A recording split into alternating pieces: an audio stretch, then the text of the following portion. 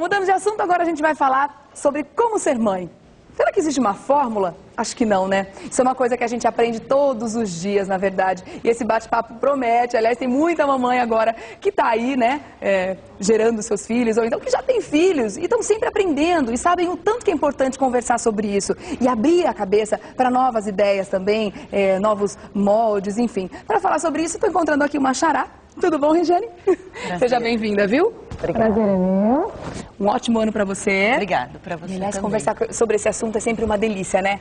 Tem razão. Porque eu acho que por mais que, de repente, a pessoa que está assistindo agora não tenha nenhum filho, ela tem uma pessoa que ela gosta de cuidar, e eu acho que tudo isso envolve esse assunto da maternidade, né? Você cuidar das pessoas à sua volta, das coisas à sua volta. E nesse caso, a gente está falando de um cuidado do bem maior que a gente deixa aqui, que é o nosso legado, que são os nossos filhos, né? Como eu estava dizendo hoje, eu acho que não existe uma fórmula para a gente ser mãe, né? Existe o aprendizado do dia a dia. Isso. O que você tem a dizer sobre isso?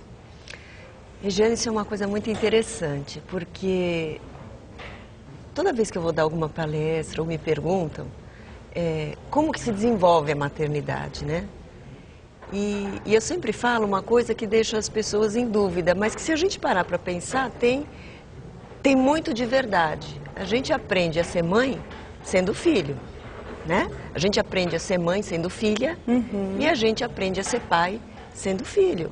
Então são através das nossas vivências enquanto filhos, e no nosso caso aqui de mulheres que nós estamos falando, mãe, da nossa vivência enquanto filha em relação à nossa mãe.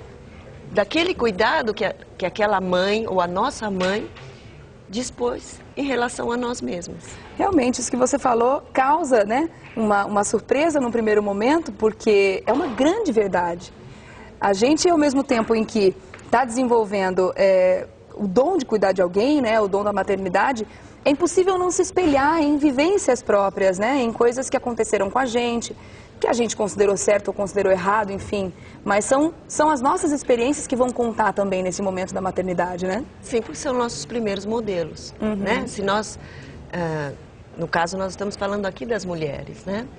Mas como é que nós vamos exercitando a nossa maternidade? Enquanto nós somos crianças. Quando a menina ganha sua primeira boneca, ela ganha o carrinho de bebê, ela troca roupinha, ela troca fralda. Então ela pode vivenciar o seu papel de filhinha naquela boneca. Ao mesmo tempo que aquela boneca espelha a filhinha, aquela filhinha vai espelhar a futura mãe, né? É a mãe dela. Então isso a gente pode considerar um grande aprendizado também, né?